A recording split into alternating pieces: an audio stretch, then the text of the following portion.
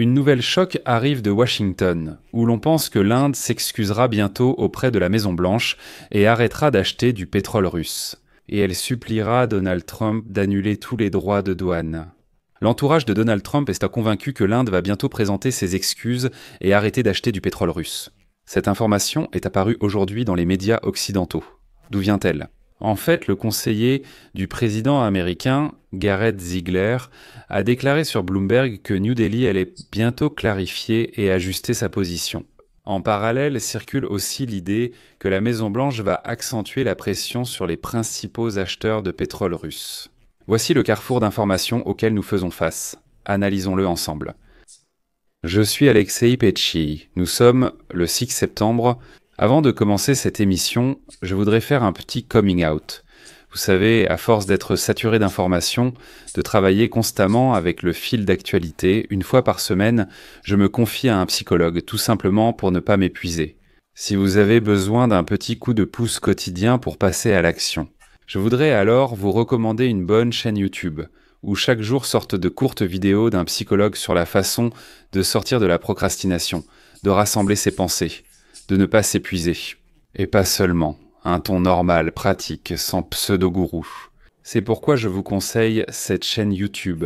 Je laisserai le lien dans la description de cette vidéo et je vous recommande de vous abonner et de sauvegarder quelques vidéos à revoir. Les limites, ce n'est pas une question de froideur, mais d'honnêteté. Tu n'es pas obligé d'être toujours disponible pour qu'on t'aime. Sous-titre. Commençons par des faits réels. Quelle est la position de New Delhi ?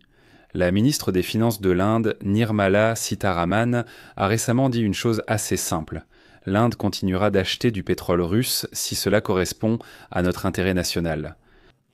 Ce n'est pas un signal pour le marché intérieur. C'est la position du gouvernement indien, qui profite depuis déjà 3 ans de la remise de Poutine sur le pétrole russe. C'est vraiment le maximum. Il faut réduire le prix du pétrole pour l'Inde et la Chine. La remise augmente, la rente baisse. Mais cela ne veut pas dire que New Delhi va immédiatement renoncer aux matières premières bon marché. Donc, il n'y a aucune raison pour que l'Inde y renonce. Quel est le rapport avec la guerre Russie-Ukraine ? Il est direct. Parce que chaque baril de pétrole russe qui part en Inde avec une remise se transforme en ce qu'on appelle un mélange gris et est partiellement réexporté vers l'Europe. Et c'est là le moment le plus intéressant. En fait, nous en avons déjà parlé sur cette chaîne YouTube. L'Inde achète du pétrole brut à la Russie à prix réduit, puis elle change l'étiquette et revend ce même pétrole brut à l'Europe. L'Europe dit « Écoutez, nous n'achetons pas de pétrole russe. » Et formellement, c'est vrai, ils achètent soi-disant du pétrole indien. Mais en réalité, tout le monde comprend très bien qu'il s'agit en fait de pétrole russe. Et c'est exactement ce que Donald Trump a dit aujourd'hui, vous savez, en face aux Européens lors d'un appel de coalition. Il a déclaré que vous, les Européens, financez la guerre de la Russie contre l'Ukraine à travers l'Inde. Axios et Bild en ont parlé. Donald Trump a été très direct. L'Europe doit cesser de financer la guerre avec le pétrole russe et faire pression sur la Chine.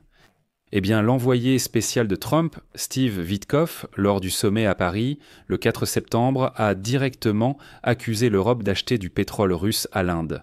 Et il a déclaré qu'il était temps d'arrêter l'hypocrisie, de mettre carte sur table et de montrer que vous achetez du pétrole russe, mais un peu de manière détournée. Mais cette fermeté a bien sûr ses failles. La Maison-Blanche n'a pas encore pris de mesures secondaires contre la Chine, se concentrant uniquement sur l'Inde. Parce que Trump exige maintenant de l'Europe qu'elle impose aussi des sanctions contre la Chine, en insinuant « Regardez, nous avons frappé l'Inde avec nos tarifs, et vous devez frapper la Chine. » Eh bien, nous n'osons pas le faire, donc vous devez prendre cette question en main, sinon nous allons dire au monde entier que vous achetez du pétrole russe. Trump n'a pas rejoint le nouveau plafond européen.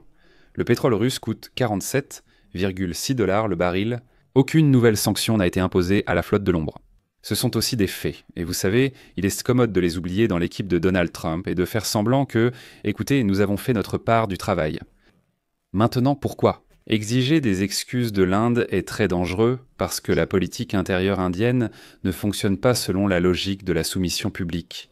Demander à New Delhi de s'excuser pour une politique qu'il qualifie publiquement de souveraine, c'est s'assurer d'obtenir une réponse négative. Cela signifie que le conflit touche désormais l'économie. assurance, affrètement, leasing de la flotte, interdiction portuaire. La question de ces mélanges de pétrole et de leur origine. Ici, l'Union européenne dispose d'un véritable levier. Il s'agit de baisser encore davantage le plafond des prix du pétrole en provenance de Russie. C'est la traque de la flotte fantôme, l'accès interdit aux docks et l'assurance pour les navires de ce pétrole gris. De plus, si l'Europe veut vraiment montrer qu'elle ne fait pas que parler mais qu'elle agit, elle sait très bien lequel des barils de pétrole venant d'Inde est en réalité du pétrole russe. Alors arrêtez simplement d'en acheter. Si l'Europe synchronise ses filtres avec la Grande-Bretagne et le Canada, le mélange bon marché ne le sera plus autant. Les raffineries indiennes. Ils sont bien sûr pragmatiques. Ils comprennent que si la marge diminue, tout ce schéma s'effondrera simplement. Et c'est mieux que toutes ces querelles publiques, c'est mieux que les déclarations publiques disant que l'Inde va bientôt ramper et s'excuser. En y regardant avec sang-froid, la vérité c'est probablement au milieu. Oui, l'Europe doit assécher ses itinéraires gris et, pour ses propres fautes aussi, elle doit rendre des comptes. Oui, l'Inde joue durement dans son propre intérêt et continuera à le faire tant que cela lui sera profitable. Tant que, vous savez, l'impact des droits de douane de Trump sera un peu inférieur aux revenus tirés du pétrole russe bon marché, elle continuera à acheter ce pétrole.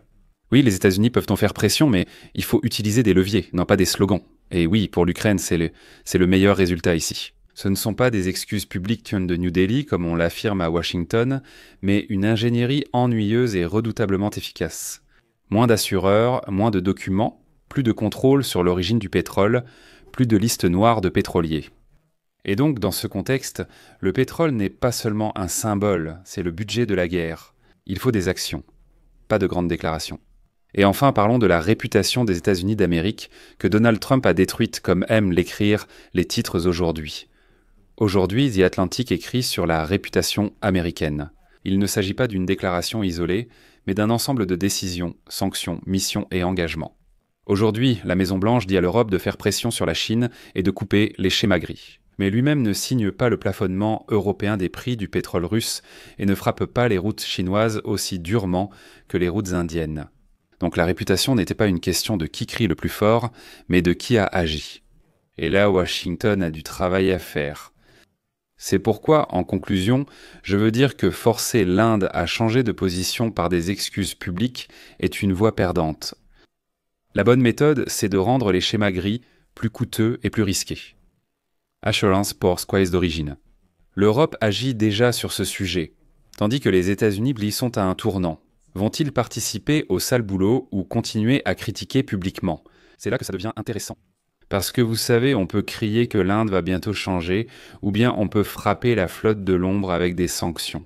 On peut soutenir le plafonnement des prix du pétrole russe. Pour l'Ukraine, la morale ici est simple. Moins il y a de marge sur les blends, plus vite le budget de la guerre s'effondrera. Et s'excuser, eh bien, c'est pour les gros titres, ce n'est pas pour la victoire. C'est pourquoi je vais mettre des points de suspension ici.